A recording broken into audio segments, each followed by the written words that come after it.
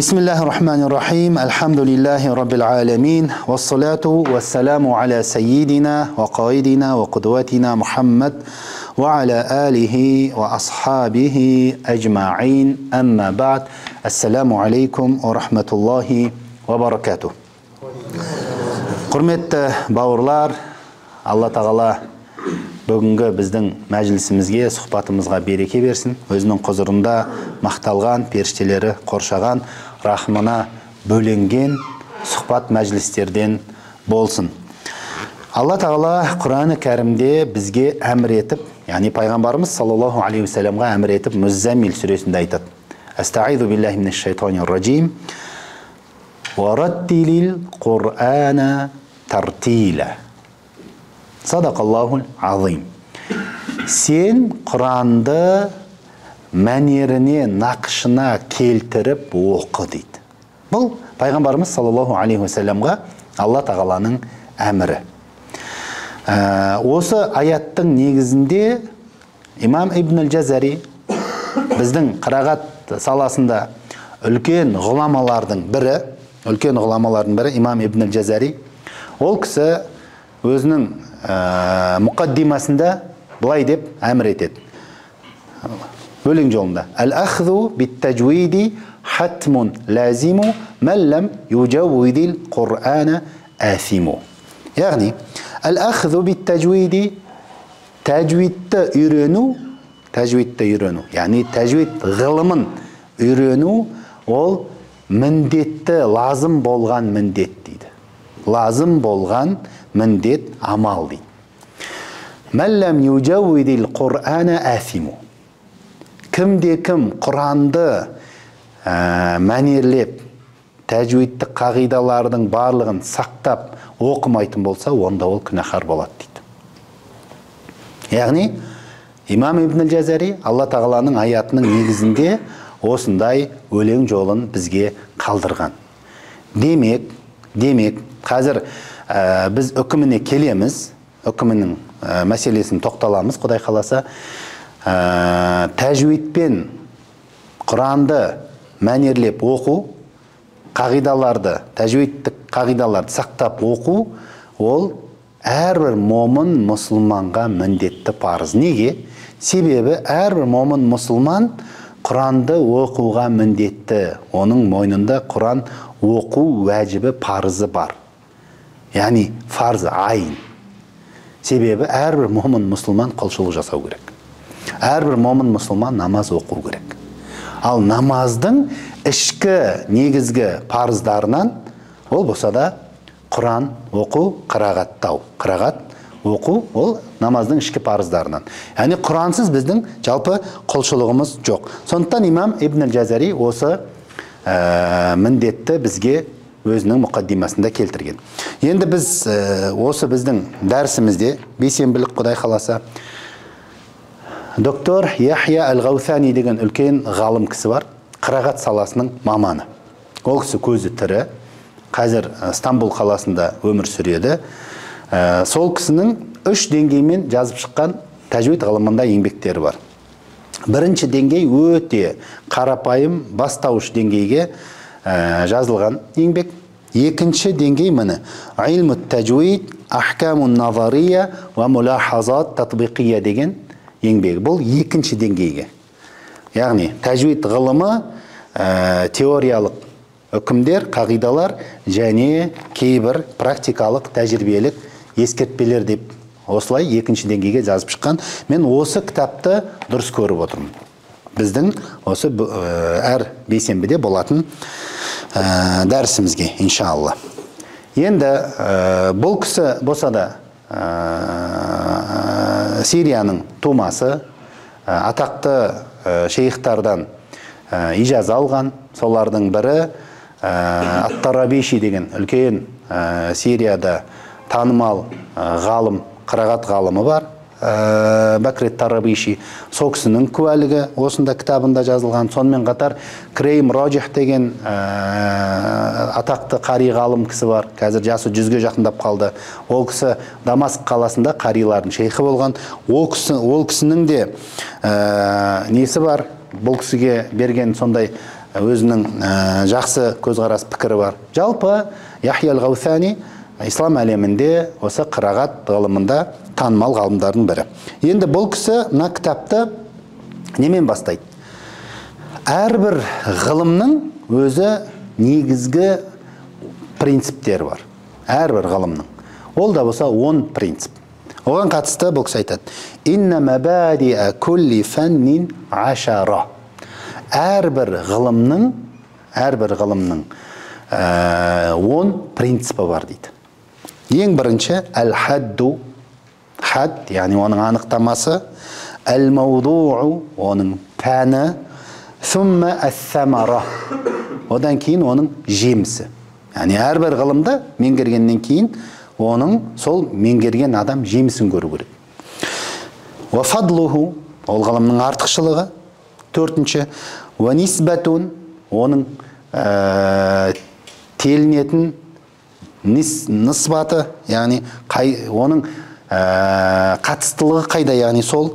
Вал вадиу, ол ғылымның қоюшысы, ол ғылымның яғни негізгі авторы кім дегендей. Бұл алтыншы, уәлисму, оның атауы ғылымның, уәлистимдаду, қайдан бастау алады. Одан кейін хукму шариғи, яғни шариғат иесінің үкімі, яғни біздің шариғаттағы ол ғылымның үкімі қандай. Одан кейін мәсәилун, ол ғылымның мәселелері. Осы 10 принципті атап өтеді тәжвид ғылымына қатысты доктор Яхия ал-Ғаусани. Уәл-баъду бил-баъди иктафа, кейбір ғұламалар дейді, осы 10 принциптің кейбіреуімен шектеледі дейді. Уәмән дарал жамиа хаза шарафа. Егер осының барлығын кімде-кім дұрыстап ұғынып алатын болса, осы 10 принциптің барлығын, ол демек жоғары деңгейдегі мәртебеге жетті дейді. Енді біртіндеп осыған тоқталамыз. Бисмиллахир-рахманир-рахим.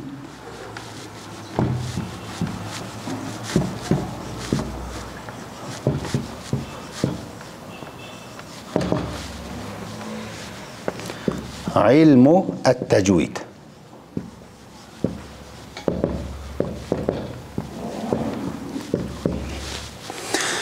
Демек, мәбәди илм ат-таджвид. Таджвид ғылымының принциптері. Ең бірінші, мен арабшасын жазып отыра берем, сосын қазақшасын айтам. Арабшасын осыдан жазасыздар да, қазақшасын арғата өздеріңіз менің аузымнан жаза беріңіздер. Ең бірінші әл-хад. Әл-хадду. Хад деген негізінде ол шегара деген сөз. Хад. Яғни әрбір нәрсенің өзінің шегі, шеңбері болады. Бұл жердегі мағына әл-хад, яғни ол ғылымның анықтамасы. Анықтамамен ғылымның шеңбері анықталады. Шегарасы анықталады. Яғни бұл тәжвид ғылымының шегарасы анықтамасы, яғни қай жерде? Ең бірінші тәжвидті біз тілдік тұрғыдан, лингвистикалық жағынан түсіндіреміз.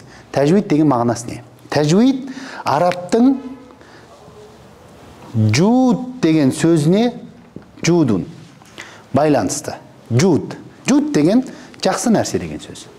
Ағылшынның good деген сөзі осыған байланысты. Good деген жақсы дейді ғой. I am good. Мен жақсымын. Яғни осы арабтың жуд сөзінен тікелей алынған деп айтуға да болады. Жауда бір нәрсені жақсылау деген сөз. Жауда деген сөз, жауда ол сапа дегенді білдіреді. Яғни бір нәрсенің сапасы. Жаудату әс-силати, яғни товардың, заттың сапасы.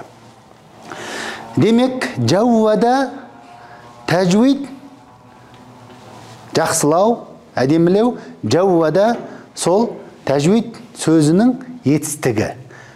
Ана жауатту әл-фи'л, яғни мен істі әдеміледім, істі жақсыладым, көркемдедім, әсемдедім деген мағынада. Әт-тахсин деген мағынада тілдік мағынасын түсіндіреді, яғни жақсылау, әдемілеу деген. Енді бұл тілдік мағынасы. Ал ғылымдағы терминдік мағынасы қалай? Терминдік мағынасын Яхия ал-Гаусани былай деп келтіреді. Мен қазір арабшасын жазып шығайын. Сөйтіп біртіндеп оны түсіндіреміз. Қазақшаға сіздермен бірге аударамыз. Ең бірінші ilmun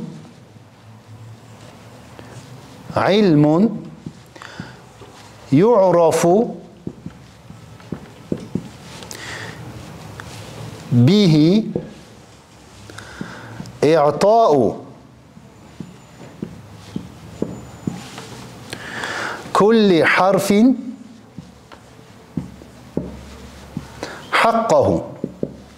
Biz ең бірінші принциптің шеңберіндеміз әлі. Хад. Ва мустахаққаху.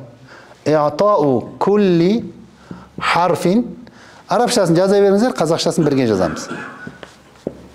Хаққаху ва мустахаққаху.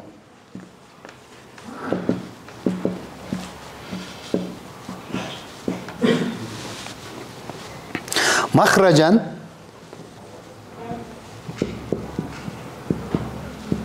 وصفة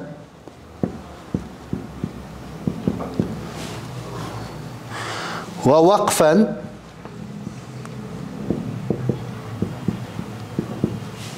وابتداء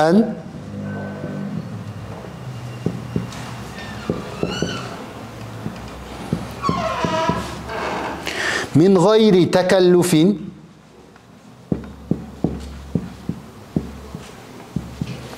من غير تكلف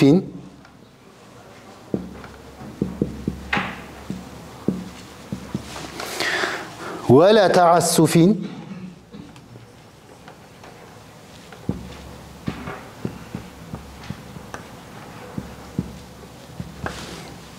طبقا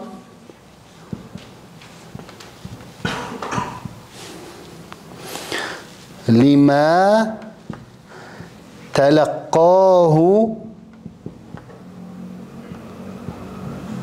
المسلمون عن رسول الله.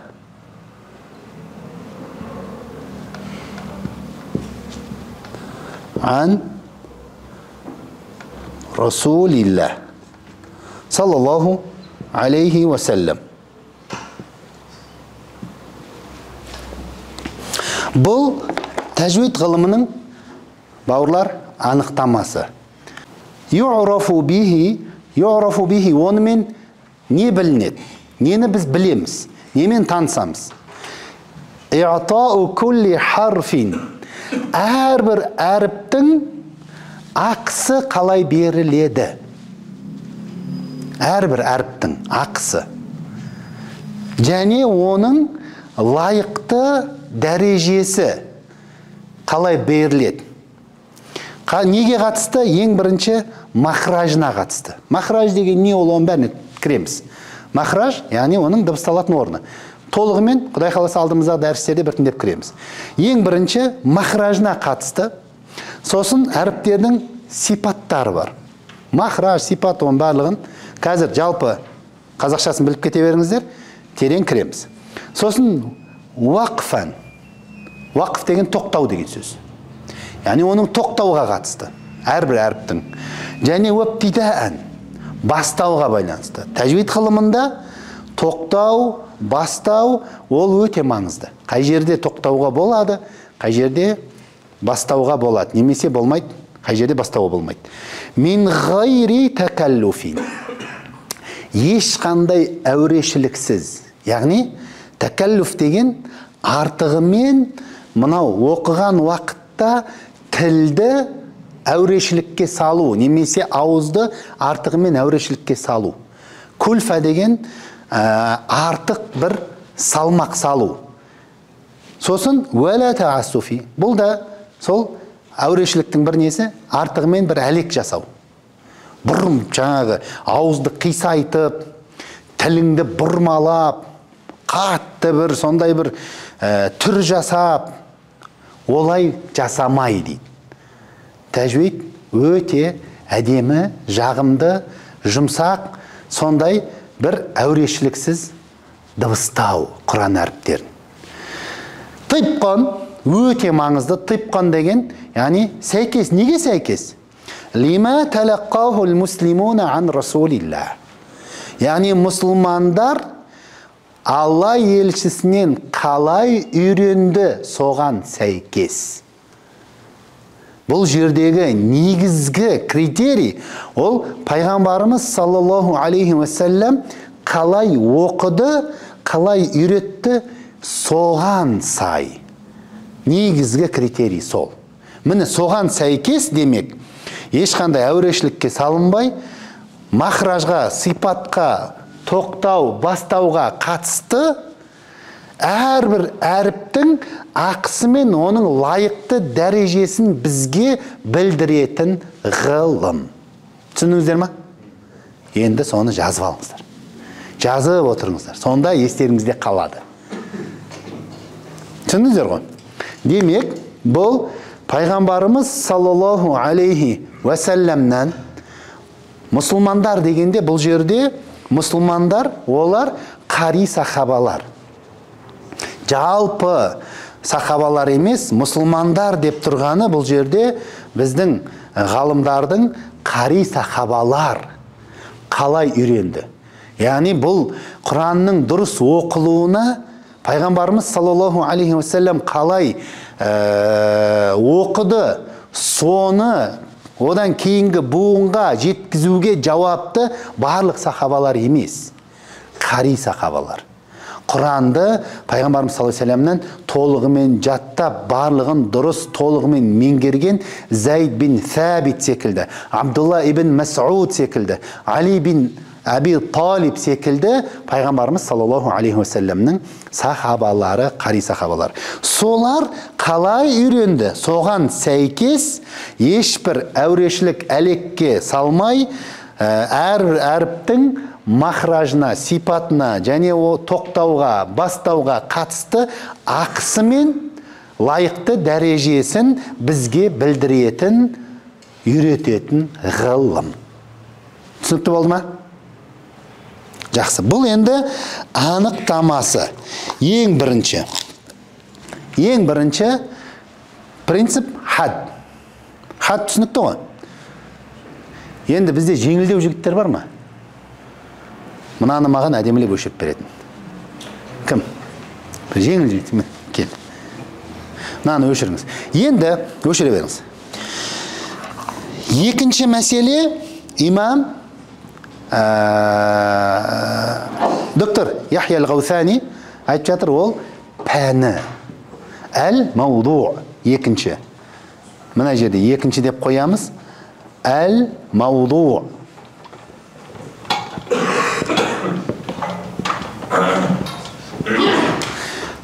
Тәжвид ғылымының пәні. Яғни ол нені зерттейді? Мауду. Яғни оның тақырыбы не? Зерттейтіні тәжвид ғылымының ол кәлимату әл-Құранил кәрим. Құран кәрімнің сөздерін. Құран кәрімнің сөздері қалай дыбысталады, қалай оқылады, қай жерінде қалай тоқтауға болады сөздерінің, қай сөзден бастауға болады, қай сөзден жаңа мен айтып өткендей бастауға болмайды. Яғни жалпы соны зерттейді. Яғни екінші әл-мауду, яғни пәні, ол Құран кәрімнің сөздері. Енді үшінші принцип, дұрыстап жазайын, дұрыстап көрінетін. Әс-сәмарату. Әс-сәмара, яғни жемісі. Әрбір ғылымның бағана біз айтқандай жететін нәтижесі, яғни беретін жемісі бар. Бұл ғылымның жемісі не? Бұл ғылымның жемісі, доктор Яхья Ал-Ғаусани айтады, «Сауну лисани минал хата фи китабиллахи азза ва джалла». Яғни мынау Алла тағаланың кітабын, Алла тағаланың Құранын оқыған кезде біздің тіліміздің қателесуінен бізді сақтайды. Яғни Құранды қате оқудан сақтайды. Бізге беретін жемісі сол. Бірінші кезекте. Бұл өмірде. Ал ол өмірде, ақиретте, яғни Құранды әдемі, қатесіз пайғамбарымыз саллаллаху алейхи уассаламнан бізге қалай жетті, сол үлгіде кім оқитын болса, Алланың разылығына жетеді, ол ақиреттік бізге беретін жемісі. Бұл үшінші, бұл ғылымға қатысты принцип. Төртінші, фадлуху.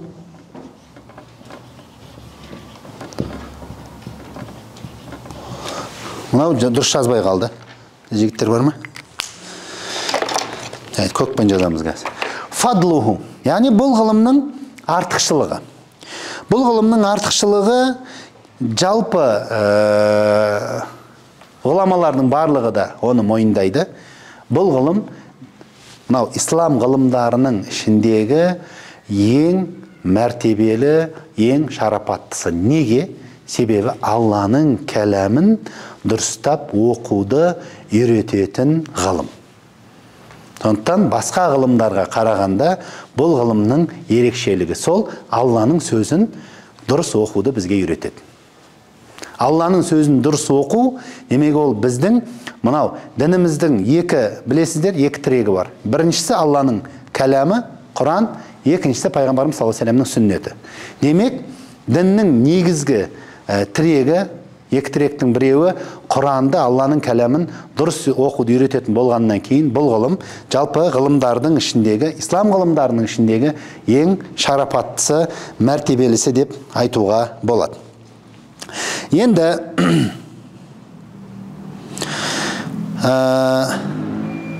бұл ғылымның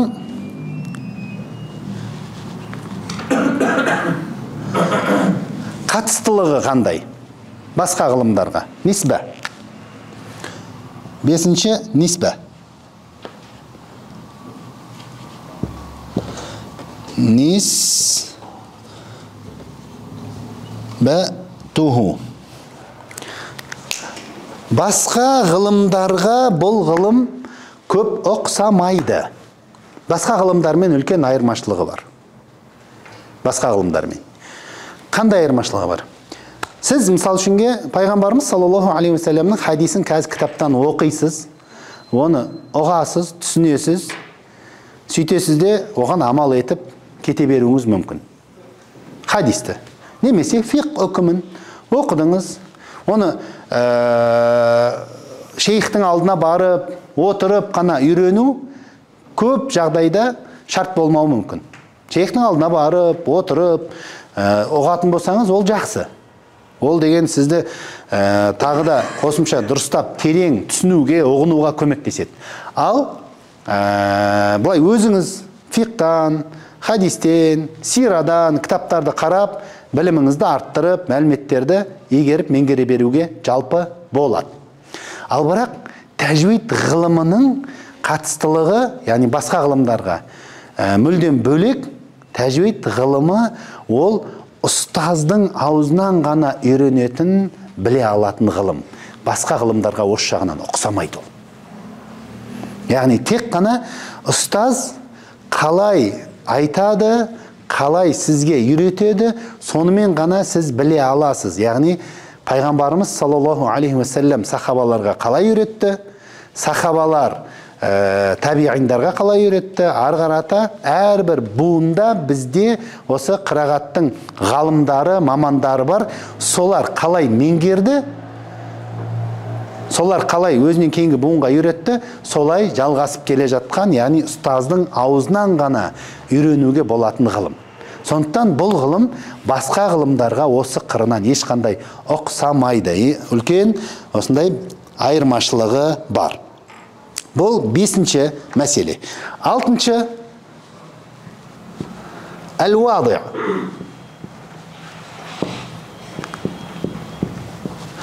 Бұл ғылымның қоюшысы кім? Бұл ғылымның қоюшысы, яғни бұл ғылымның негізін қалаған, бұл негізін ғылымды қалыптастырған, ол қырағат ғалымдары. 3-ші ғасырдан бастап. Бұл ғылымның негізін қалаған.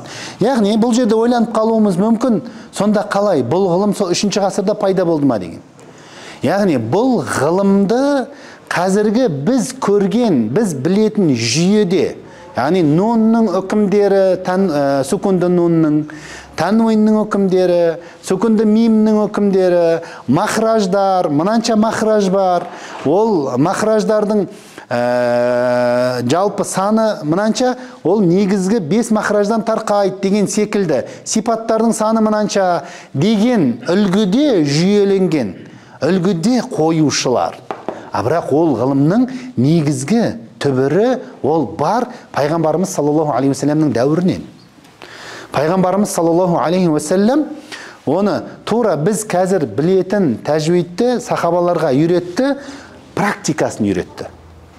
Мына жерде мысалы 4 әрекет созылады, мәд мұттасил, мәд мұнфасил 2, 4, 6 созылады, мәд ләзим ол 6-ға дейін созылады. Мысалы мәд әрпінен кейін шәддәлі әріп келетін болса, ол 6-ға дейін созылады деген әңгіменің барлығын пайғамбарымыз саллаллаху алейхи уассалам іс жүзінде сахабаларға үйретті. Бірақ соның барлығын зерттеп, оның барлығын зерделеп, жүйелі түрде барлығын салыстыра отырып, тәжвид ғылымын қалыптастырған ғалымдар ол қырағат ғалымдары.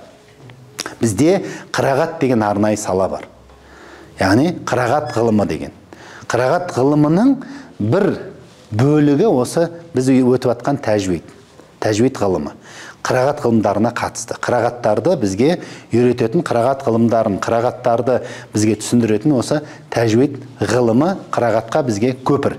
Осы қырағат ғылымының мамандары, біз қырағат ғылымның мамандары ретінде болса да, біздің қырағатымыз Асымның 2 риуаятшысы бар, Хафс, Шуба бірінші келет болса да, міне бұлар қырағат ғалымдар. Ал енді ең бірінші осы тәжвид ғылымында сүбелі еңбек жазған, жүйелі түрде ғылым ретінде осылай жүйелеп бөлген ол имам Муса әл-Хақани деген кісі.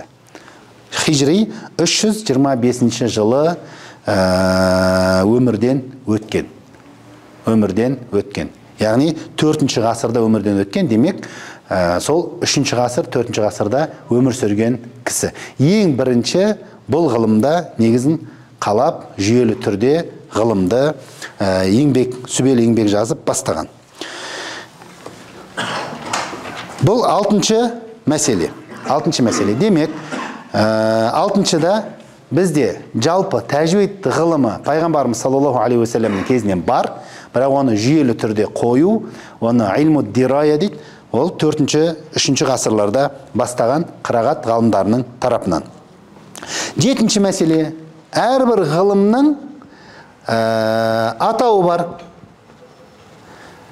Әл-исму. Әрбір ғылымның атауы бар. Бұл ғылымның атауы әт-тәжвид, илму тәжвид. Енді кейбір кісілер фәннут тартил деп атайды. Вараттилил Құр'ана тартила. Яғни Құранды сен тартилмен оқы дейді. Біз оны қазақшалап нақышына, мәнеріне келтіріп оқы деп Алла тағала әмір етіп тұр дейміз. Сондықтан осы тартил сөзінен алып, фәннут тартил, яғни тартил өнері деп атайтындар да бар. Фәннут тартил. Тартил өнері. Қазақшалап жазып қойсаңыздар да болады. Енді тағы бір кісілер хаққу ат-тилауа деп атайды. Хаққу ат-тилауа. Тилауат ақысы деп. Тилауат ақысы. Бірақ кеңінен танымалы илму ат-тәжвид. Тәжвид ғылымы деп кеңінен танымалы. Яғни тәжвид ілімі. Ал енді бұл ғылым қайдан бастау алады? 8-ші мәселе. Әл-истимдад.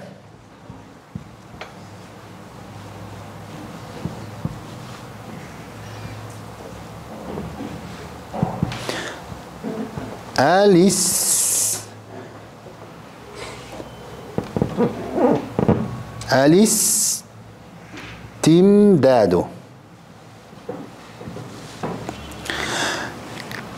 Истимдад деген сөз, мәдәт деген сөзден шығып тұр. Мәдәт, яғни жәрдем, көмек деген мағынада. Яғни бұл жалпы қай жақтан нәр алады деген әңгіме, истимдат деген. Қай жақтан бастау алады? Болса да бұл ғылымның бастауы ол Құран ең бірінші кезекте.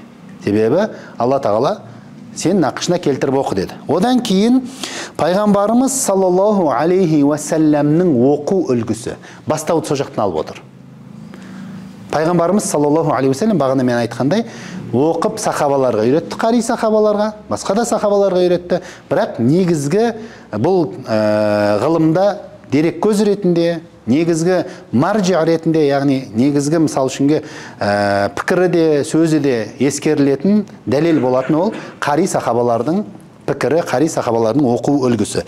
Арғата қари сахабаларға олар барып табиғиндарға өздерінің шәкірттерін үйретті. Осылай біздің заманымызға дейін бүкіл тізбектің барлығы сақталып, бұл ғылым жалғасып келе жатыр. Демек, истимдат, яғни қай жақтан бастау алады, нәр алады, ол пайғамбарымыз саллаллаху алейхи уассаламның амалынан. Пайғамбарымыз саллаллаху алейхи уассаламның амалынан. Бұл 8-ші мәселе. Енді 9. Хукму әш-шариғ. Хукму әш-шариғ.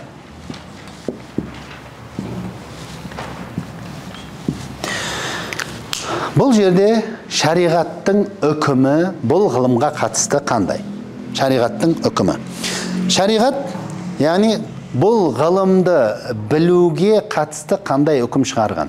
Ол парыз ба, болмаса сүннет пе, болмаса харам ба, Алла сақтасын мысалда. Енді шариғат, біздің ғұламаларымыз шариғаттың үкімін екіге бөледі. Шариғаттың үкімін екіге бөледі. Біріншісі фарз кифая.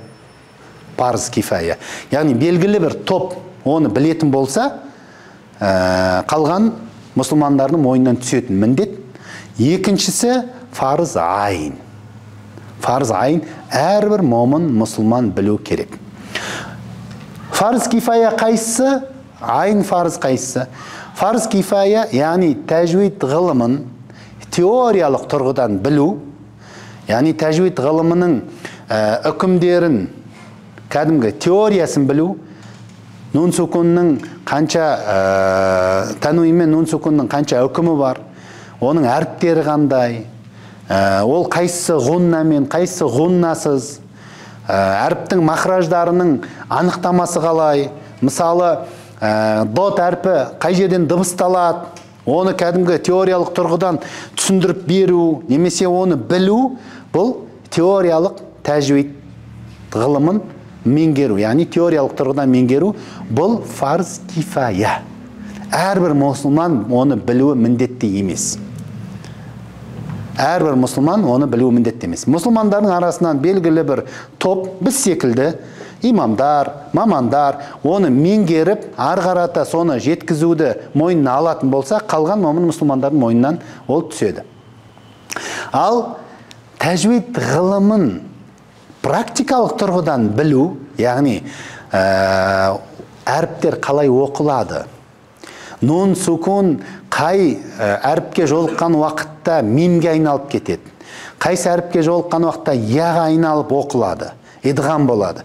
Немесе қайсы әріпке кездескен уақытта ол таза, анық, айқын оқылады. Оқылуын, теориясын емес. Ол дұрыс оқиды оқыған кезде Құранды. Ешқандай қателеспейді. Теориясын білмесе де, ол оқылғанда ешқандай жаңағы қате жоқ, дұрыс оқиды.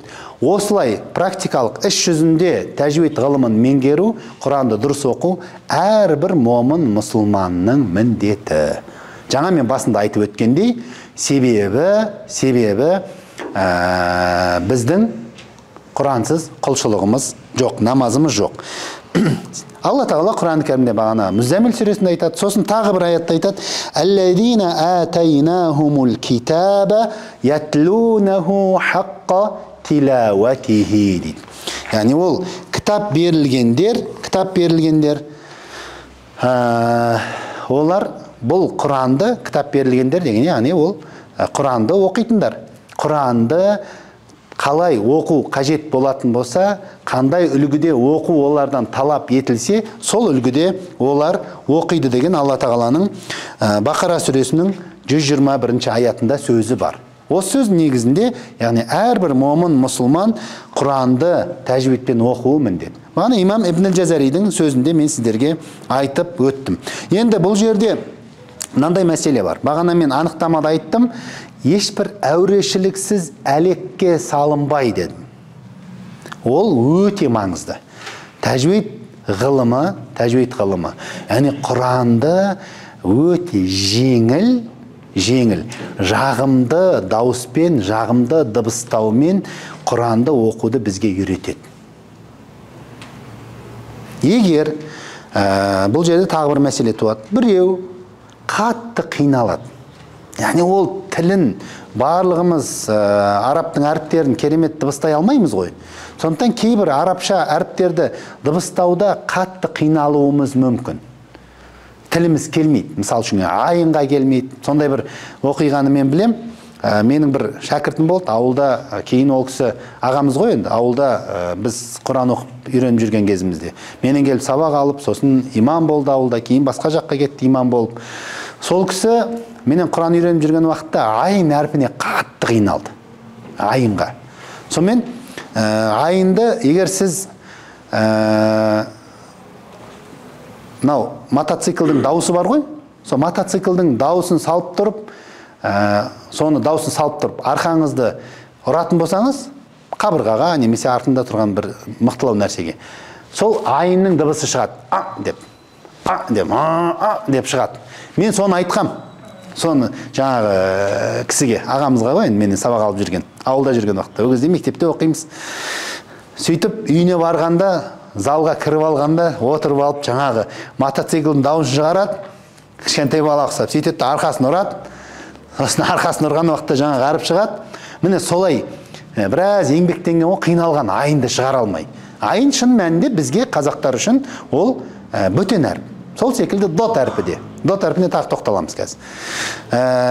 Міне осылай қиналып сөйтіп жатқан уақытта бөтен дауысты естіп, жаңағы үлкен қызы келіп, енді ол мектепте оқиды, үлкен қызы келіп жайлап есіктен сығалаған ғой, әкесі отырып алады, мотоцикл секілді дауыс шығарады, арқасын ұрады дуалға, аңқайта қалады, жаңағы деп шығады, жаңағы. Сонымен жүгіріп, мамасына жүгірген, жаңағы, әкеміз что-то жынды болып қалған сияқты біртүрлі іс-әрекет жасап отыр деп. Міне осылай араб еместер қажет болса кейбір әріптерде арабтардың өздері қиналады. Бұл араб әріптерін дыбыстау деген оңай емес. Арабтарда, араб тілінде дот деген әріп бар. Вәлә долин дегенде әр күні біз ол әріпті дыбыстап оқимыз. Фатиха сүресінде. Дот әрпін дыбыстау ол оңай емес. Оған кәдімгідей еңбектену керек. Кәдімгідей оған тер төгу керек. Бұл дот әрпі ешбір басқа тілде жоқ дейді. Дот секілді әріп. Солай дыбысталатын әріп. Сондықтан бұл араб тілі луғатул дот деп аталады. Яғни дот тілі деп аталады араб тілі. Неге? Себебі басқа тілде мұндай әріп жоқ. Мұндай әріп басқа тілде жоқ. Ол әріпті дыбыстау тағы да біраз әлек жаңа айтып.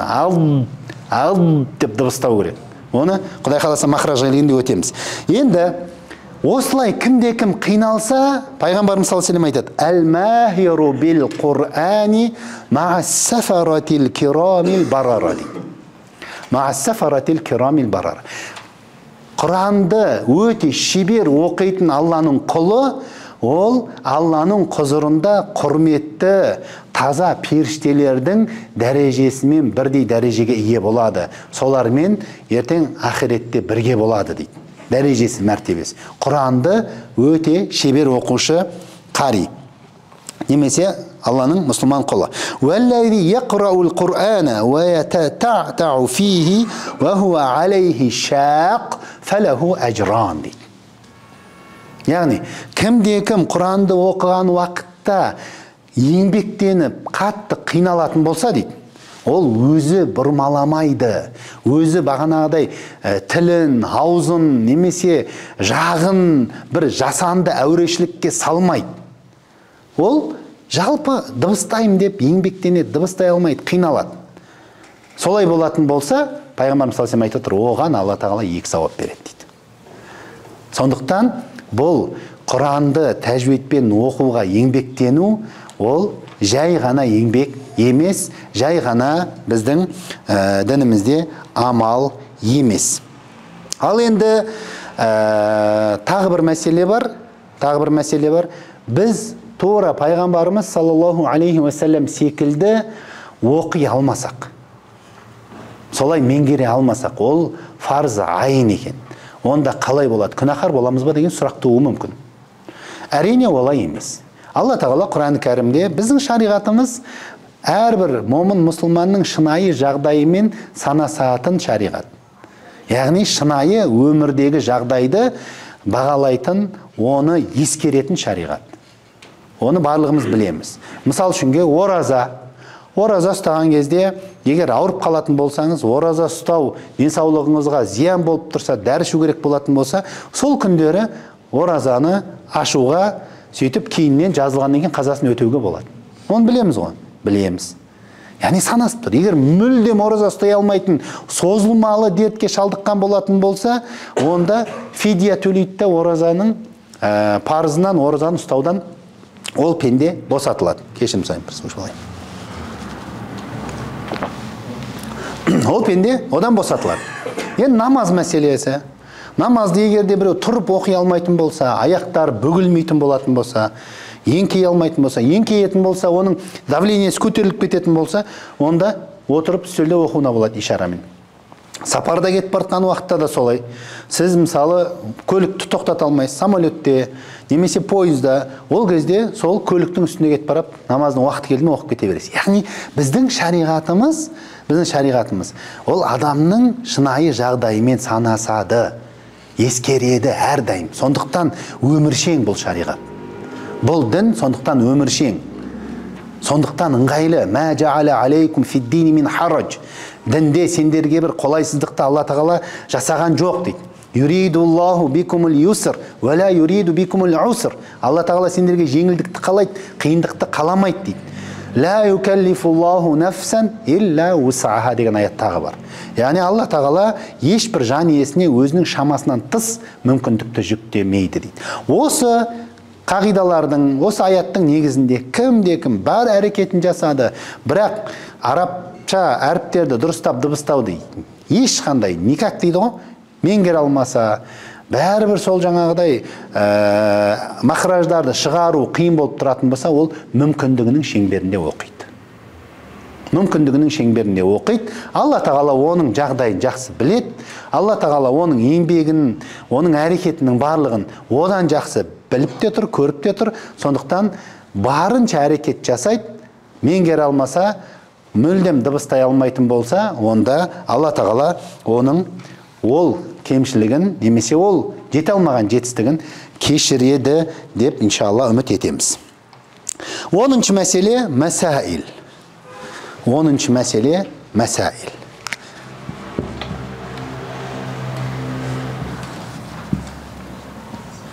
Мәсаилу. Яғни бұл ғылымның мәселелері. Осымен біз негізгі 10 принципті бүгін аяқтаймыз иншалла. Сосын 1-2 мәселе бар, соларға кіреміз. Яғни мәсаил, мәселелер. Бұл ғылымның мәселелері, Құдай қаласа ол мәселелерге біртіндеп тоқталамыз. Ол әріптердің махраждары. Яғни оның дыбысталу орындары. Әріптердің сипаттары. Оның, яғни әріптердің қасиеттері. Сосын сүкунді нун мен тануинның үкімдері.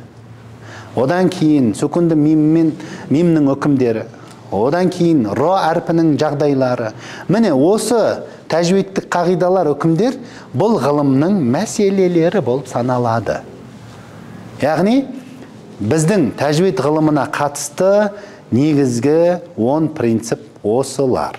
Бұл қайсы бір ғылымға болса да қатысты принциптер, бірақ тәжвид ғылымына қатысты жалпы осылар.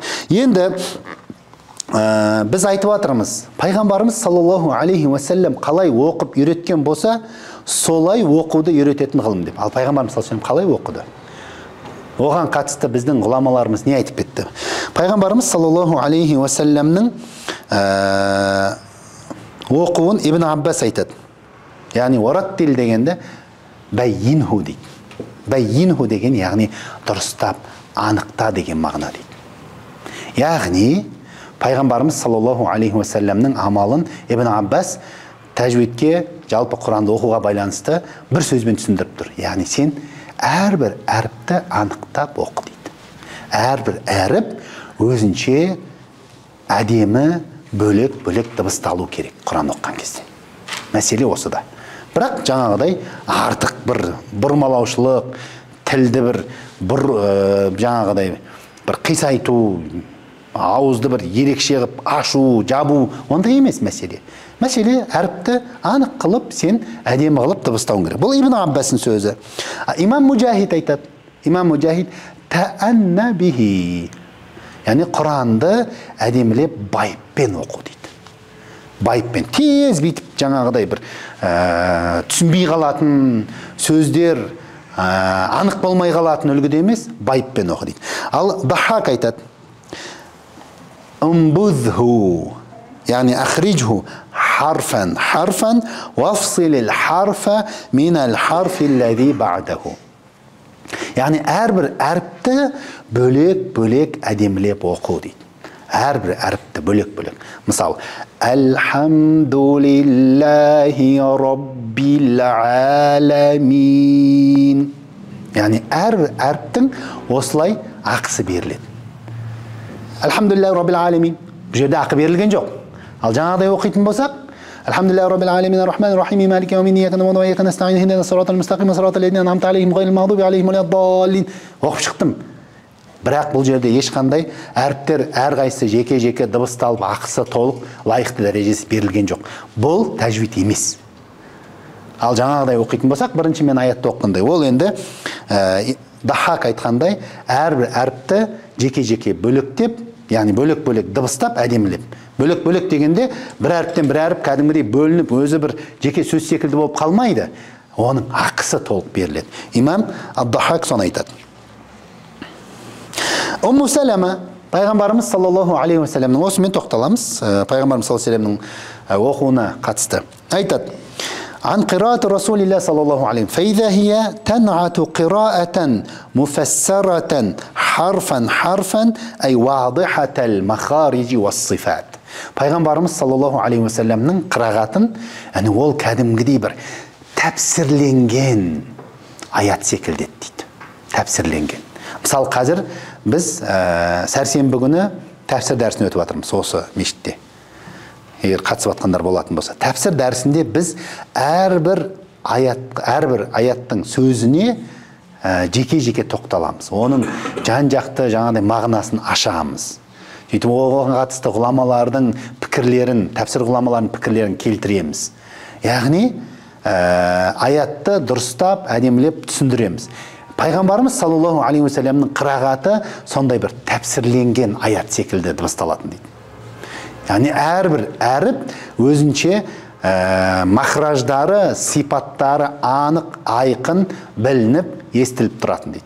Бұл Умму Салама анамыздың пайғамбарымыз саллаллаху алейхи ва салламның қырағатына байланысты, яғни қырағатын сипаттаған риуаяты немесе бізге жеткізген мәліметі. Енді үш мәселеге тоқталамыз, сонымен бүгінгі меніңше жетеді деп ойлаймын, иншалла. Қырағаттың, яғни тилауаттың, Құранды оқудың негізгі үш дәрежесі бар. Негізгі үш дәрежесі бар. Үш үлгі. Бірінші, наны, онды өшіре салайықшы. Өшіре сал, бәрін болды. Жазбағанша.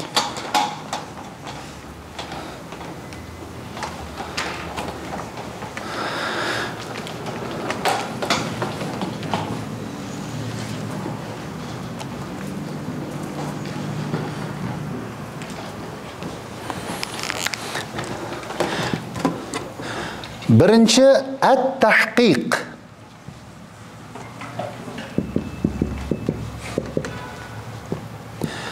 Әт-тахқиқу.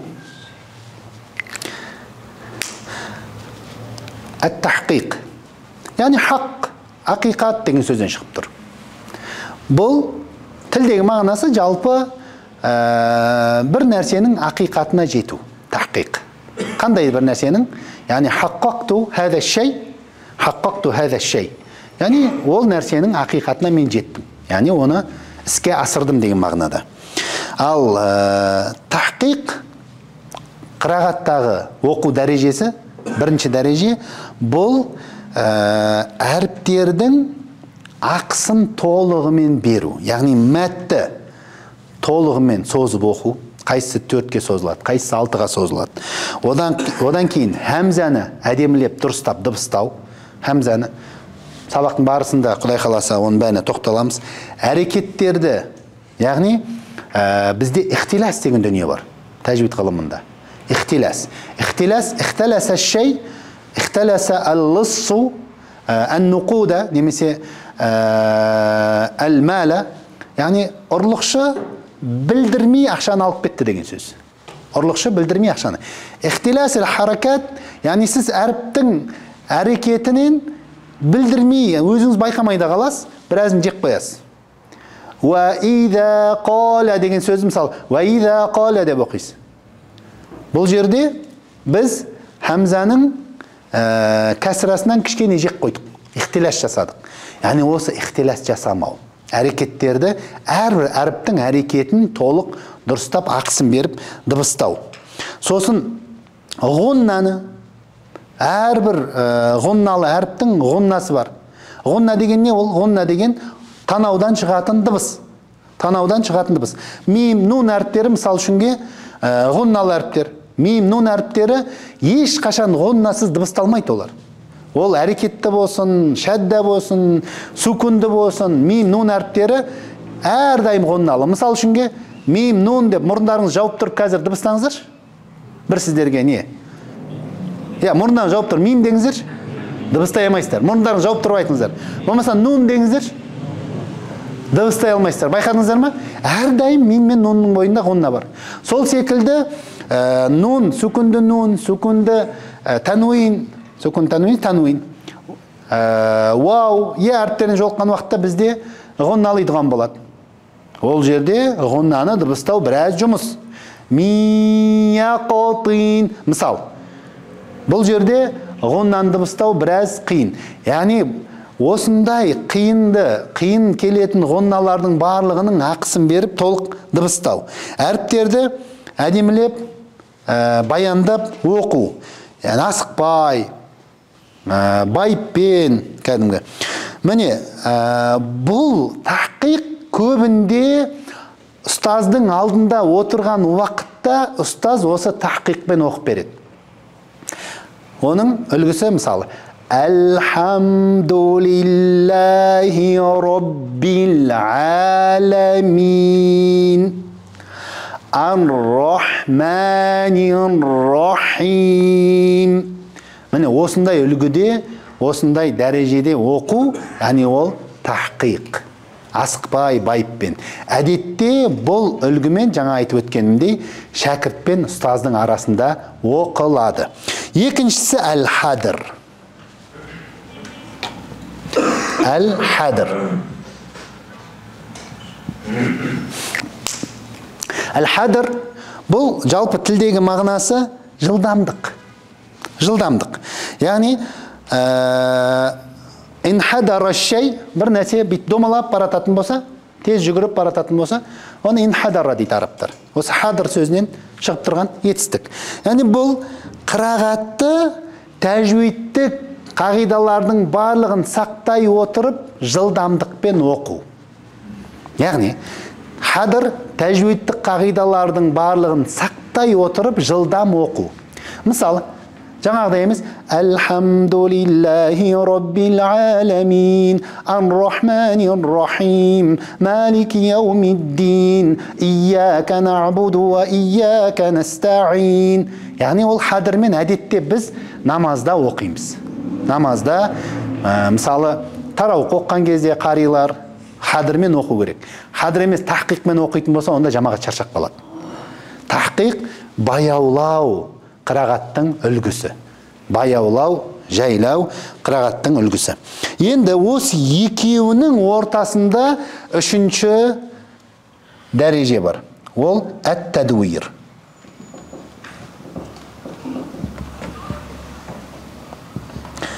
Ат-тадвиру. Ат-тадвиру.